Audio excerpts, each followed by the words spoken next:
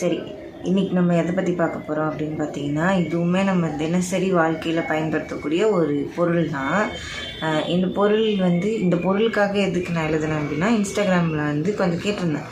இந்த மாதிரி உங்களுக்கு பிடிச்ச அக்ரிணை பொருட்கள் ஏதாவது சொல்லுங்கள். அக்ரிணைனா தெரியும்ல, ஒரு உயிரற்ற பொருட்கள் எல்லாமே அக்ரிணையில் வந்துடும்.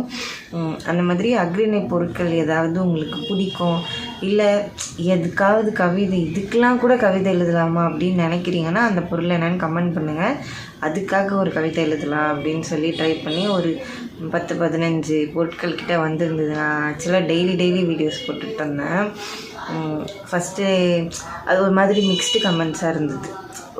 ஃபஸ்ட்டு நாள் நிறையா வந்தது, கடைசி நாள் ஒன்று தான் வந்தது, இன்பிட்வீன் வரவே இல்லை. ஸோ அந்த மாதிரி இருந்தது. அப்படி இருந்தப்போ எனக்கு கிடச்ச ஒரு கமெண்ட்டு தான் ஃபோன் அப்படின்னு சொல்லி. இந்த ஃபோன் இதுக்கு நானுமே எழுதணும்னு அப்படி மனசில் வச்சுருந்தது தான். ஆனால் எழுதலை. பட் ஒரு கமிட்மெண்ட்டுன்னு வந்ததுக்கப்புறமா எழுதியாச்சு. சரி, இப்போ என்ன எழுதியிருக்கோம் அப்படின்றத ஃபஸ்ட்டு பார்த்துடலாம். இமைக்கும் நொடியின் இடைவெளியில் கூட கைகள் உன்னை காதல் செய்யும். காலை கதிரவன் காலம் கடந்தாலும் என் காதல் உன்மேல் மழையாய் பெய்யும். உன்னை தீண்டாமல் நான் கடக்கும் ஒவ்வொரு நொடியிலும் உயிர் தீயாய் கொதித்திடும்.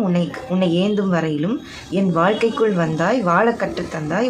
உன்னை பயன்படுத்தி நானும் ஏணி படிக்கட்டு செய்வேன், அது முடியாமல் ஆனால் தறிக்கெட்டு போவேன் அப்படின்றது. சரியா? இப்போது இது படிக்கும்போது இதோட அர்த்தம் ஓரளவுக்கு உங்களுக்கு புரிஞ்சிருக்கலாம். ஆனால் நம்ம ஒரு லைனாக டீகோட் பண்ணும்போது இதை பற்றி பேசுகிறதுக்கு அவ்வளோ விஷயம் இருக்குது.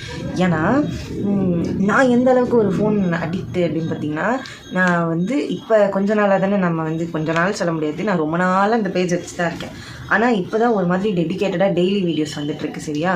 ஆனால் அதுக்கு முன்னாடிலாம் எப்போயாவது தோன்ற அன்னைக்கு எனக்காவது ஒரு நாள் ஒரு வீடியோ போட்டுக்கலாம், அந்த மாதிரி தான் இருக்கும். இப்போ நான் கொஞ்சம் ரெகுலராக போட்டுட்ருக்கிறதுனால காலையில் கண்ணு முழிக்கும் போதும் அந்த 2 ஆப் இருக்கும்.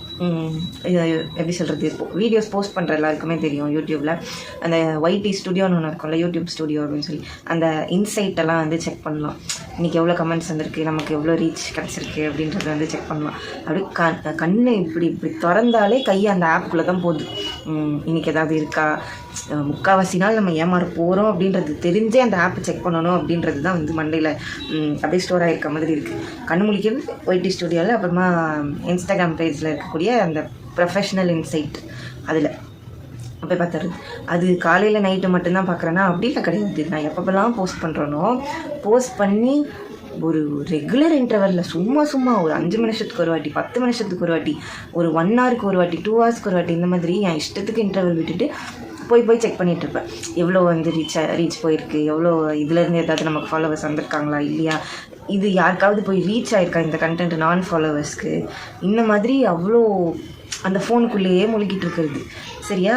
அந்த மாதிரி ஆயிடுச்சு. இப்போ அந்த ஃபோன் இல்லைன்னா அப்படியே என்ன பண்ணுறதுனே ஒன்றுமே புரியல. ஒன்று ஃபோனை பார்க்குறேன், இல்லை டிவி பார்க்குறேன், இல்லை ஃபோனை பார்க்குறேன், டிவி பார்க்குறேன். ஒரு மாதிரி அந்த டிஜிட்டல் திங்ஸை மட்டுமே பார்த்து லிட்டரலாக என்ன ஆச்சுன்னா, இப்போ ரீசெண்டாக நாங்கள் ஊருக்கு போயிட்டு வந்தோம். ஓகேவா? அப்போ கூட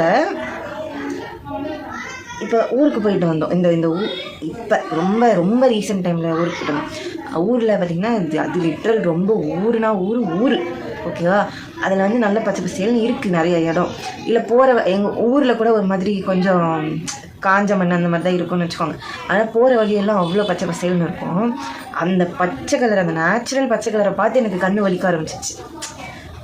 நான் இது உண்மையாக ஃபீல் பண்ணேன்.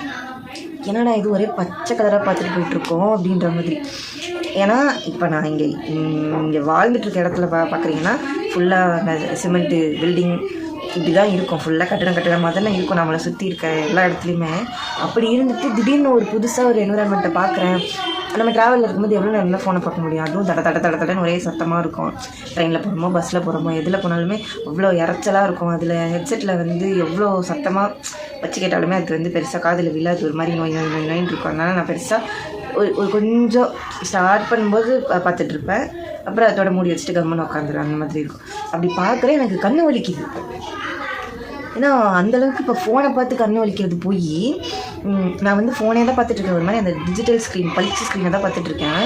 அதை தாண்டி என்னால் ஒரு நேச்சுரல் கலரை பார்க்குறேன் அப்படின்னா அப்போ எனக்கு கண்ணு வலிக்குது. உண்மையாக எனக்கு கண்ணு வலிக்குது. அப்போ இப்போ எனக்கு ஃபீல் ஆகுது, ஓகே நம்ம ஃபோனுக்கு கண்டிப்பாக எதனா ஒன்று எழுதியாக, இதுக்கு முன்னாடியிலேருந்தே நினச்சிட்டு இருந்த ஒன்று தான். ஆனால் அப்போ தோணும்போது சரி இதை வந்து எழுதியே ஆகிறோம், நமக்கு ஏதாவது ஆகுதா இல்லை நம்மளை சுற்றி எல்லாருமே இப்படி தானா, அந்த மாதிரி ஒரு மாதிரி பேனிக் ஆகிட்டேன்னு வச்சுக்கோங்களேன். அப்படி இருந்தது. சரி இப்போ வந்து இதுக்கான இவ்வளோ எக்ஸ்ப்ளனேஷன் ஓகே. இப்போ நம்ம படித்த அந்த கவிதைக்கான ஆக்சுவல் எக்ஸ்ப்ளனேஷன் என்ன அப்படின்றத வந்து பார்க்கலாம்.